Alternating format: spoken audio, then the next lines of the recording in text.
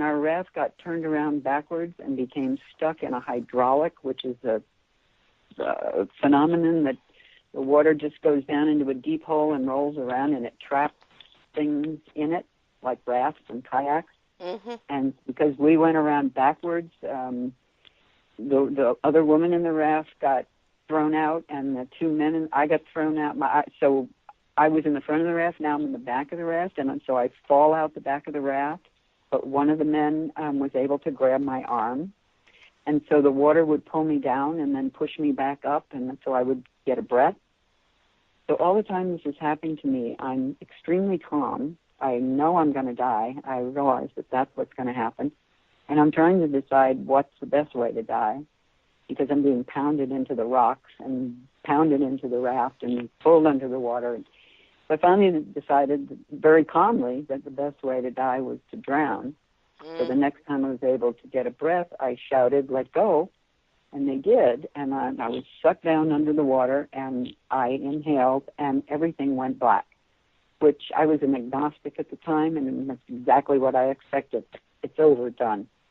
But then suddenly, I realized I was floating above the river, looking down, watching what was going on. Everybody was running around like crazy trying to figure out where my body was. It was under the raft, apparently. So I thought I should stop my husband from jumping in the water to try to save me, and suddenly I was by his side, and I thought I was reaching out to try to stop him, but I didn't have an arm. I didn't have a body. And it was only then that I realized, oh, my God, I'm dead.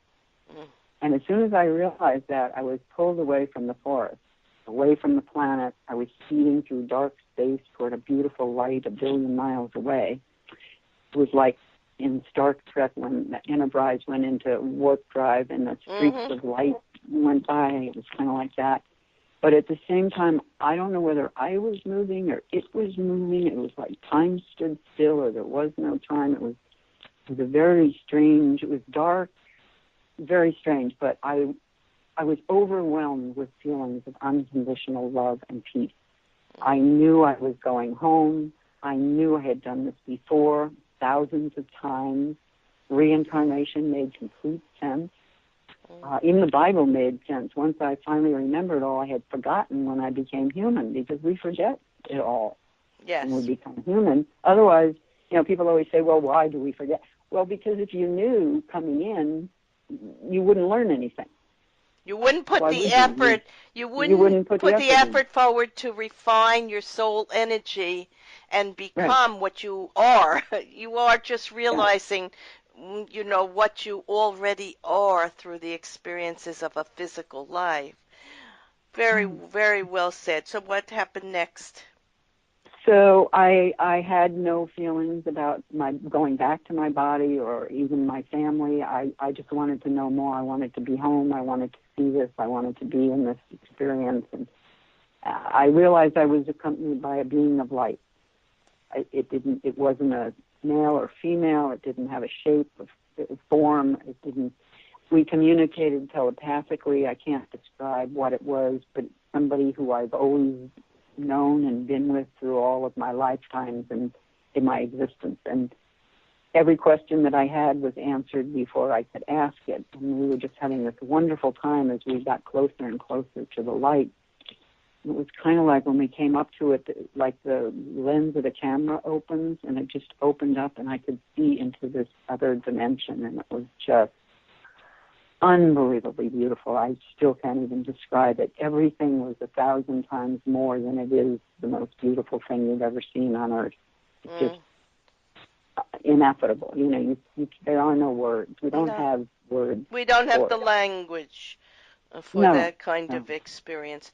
But go on, Diane. We have to know the common remembrances of most people who have a near-death experience. So what happens to most people afterwards? They change so drastically. So tell us something about that after your experience. Okay, well, let me tell you how the experience ends, because it's kind of interesting. It's another one of those things that suddenly happen, and it's like, whoa, what the heck was that? So I'm discussing about whether to go back, just being of light says, do you want to go back? Do you want to stay? And I'm thinking, this is really neat. I really like it here. And I don't want to go back. I'm good. But then I was told that if I went back, I would be given information to share that would be helpful to humanity. And I thought, well, that sounds like a good thing. And before I could even say yes or no, I was suddenly pulled into this tall, very tall crystal structure that I was told was the Hall of Knowledge. And as I flew through it, I spiraled upwards like through human history, and I met with all of the great sages and teachers of Earth's past, absorbing knowledge as I went. It's like speaking to Socrates and Jesus and Buddha and Aristotle. It's like I met them all. And at one point I looked up and I wondered what would happen when I reached the top, when I suddenly crashed through it. And it was like shards of sparkling colored glass shattered all around me. And at the exact same instant, my head popped out of the water 100 yards down the river from the raft that was still stuck in the hydraulics. So I was able to grab onto a rock and hold on until my husband got to me and helped me out of the river. And all I could tell him right then was that I went someplace else. Well, that was a good thing to say. You had you had to process what happened, and I'm sure it took you a long time. Sometimes it takes people up to 7 years to process a near-death experience. Oh, yeah. So that was what you said to him, because it is a lot to process. A great deal. Now, I didn't have a broken bone. I didn't have a black and blue mark. I coughed up a little water, but I was basically fine. Now, how did I get from there to there without, if you saw a video, and I have a video of the rapids that we went through, you would really wonder why I'm still here. And this was 1971. We were in the middle of the Smoky Mountains. There were no phones, no 911 to call, But I have no memory of being in the river, and I'm a water person. I have no memory of fighting the currents or trying to breathe or avoiding the rocks and the trees and the whatnot in the water. Well, maybe that was the healing influence of the place you were in and the light you were in to take that away from you, so when you came back, you can realize the beauty of life beyond and life here in a way without maybe it was a gift from spirit to you, not to have that horrible feeling of remembering that. I'd like to think of it that way. The mountain men said that the reason I survived was that I surrendered to the river. Yes. So I offered no resistance. I wasn't trying to save myself. I just let go, and the river took my body. And it's good in a kayak. I've seen it done in a kayak. It's a good 3 minutes in a kayak paddling. Mm-hmm. So, it could have taken anywhere from 5 to 10 minutes for the whole thing to happen. So it wasn't very long, but long enough to, I had really, if I tell my whole story, it's a good hour-long story because of all that I went through. Yes, so in this book, this collection of stories, some of the people who are mentioned, like Erica McKenzie, whose battle with weight led her to helping people all over the world after her NDE, and Catherine Baldwin, who fell in a pool as a child and had an NDE. It led her to develop healing techniques that have benefited thousands of people.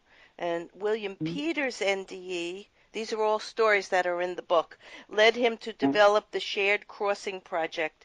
And Robert Tremblay's NDE has given him the strength to live with a debilitating disease for years. So something comes out of an NDE that changes a person and makes them live the rest of their life in fulfilling their dreams and their wish to help others. So why do you think this is? You have to figure out what happened, and just in trying to figure it out, it leads you somewhere else.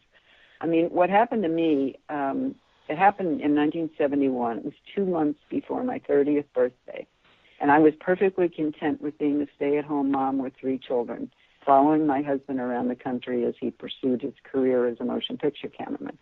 I had no thoughts of doing anything else other than living the Hollywood dream. And then this happened, and my whole life completely fell apart. I lost everything. Talk about PTSD. My husband left me. He tried to take the children away from me. He did for a while. I had no money. I had no place to live. It was just a mess. Almost to the day, 7 years later, I ended up going back to college. And I had dropped out at 19 because I thought I wasn't smart enough. But now I was on the dean's list every semester. I just seemed to know everything without having to do any studying. So I earned a bachelor's degree in psychology and a master's in psychology, and I ended up working in the field of death and dying in many different ways. Me too. I worked with hospice for 8 years too.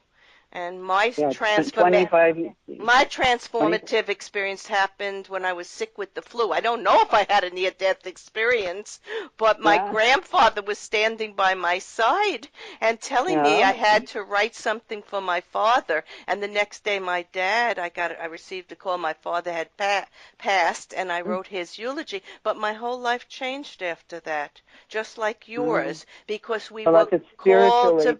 Yeah, we were called to do something else. And that's what these experiences, I don't know if we were born to have that experience, or in having that experience, it changed us so much, we became almost a different person. Can I share the philanthropic purpose behind this book? Sure. Penny and Kelly started a Love, Care, Share Foundation with the mission to rid the world of negativity and create a more loving, caring, sharing world. So they're aiming programs at making a positive difference in the lives of children around the world who are affected by poverty and suffering. But all of the royalties from the book, none of us, even Kelly or Dr. Penny, get any of it. All the money goes to the Love, Care, Share Foundation. Thank you for putting that in, because it's very appropriate to what happens after a spiritual transformative experience or a near-death experience. You become a universal being of goodness and graciousness and love, and you can bring heaven to earth, so to put it. So I want to thank you, Diane Goble, co-author with Dr. Penny Satori and Kelly Walsch, and all the others who have told their story in the book, The Transformative Power of Near-Death Experiences, and they've shared their amazing journey to the core of life and light, the home we originate from and return to, showing us that near-death experiences are like messages from above, offering us the truth about our divine nature and offering infinite possibilities for love and creation. For more information and to purchase this sensitive and truly focused, truthful story of NDEs, go to Amazon.com or any fine bookstore.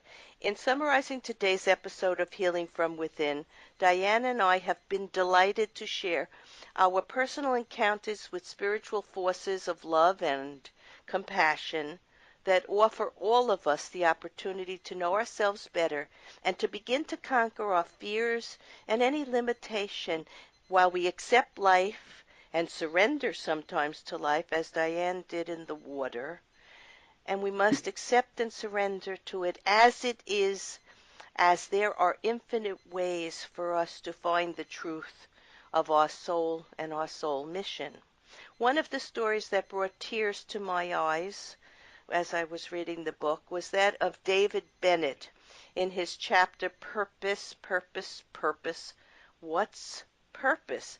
David shares his NDE while one night in March 1983 aboard the vessel, the research vessel, Aloha, he drowned. He described, as you described, Diane, he describes the darkness was emptiness, not good or bad. It lacked emotion, but he was comfortable and no longer in pain. There was something supportive in the state which felt the most natural thing in the world, and there was an omnipresent intelligence at hand. Slowly light started to appear within the darkness, and a brighter light in the distance, and he was lifted up emotionally as if it were enveloping him, taking him into what could only be called love. He was becoming part of love. So he was told, this is not your time, you have to return, and you have to return because you have a purpose. Diane and I would have you know that each of us are here in this physical life because we each have a purpose. If we pay attention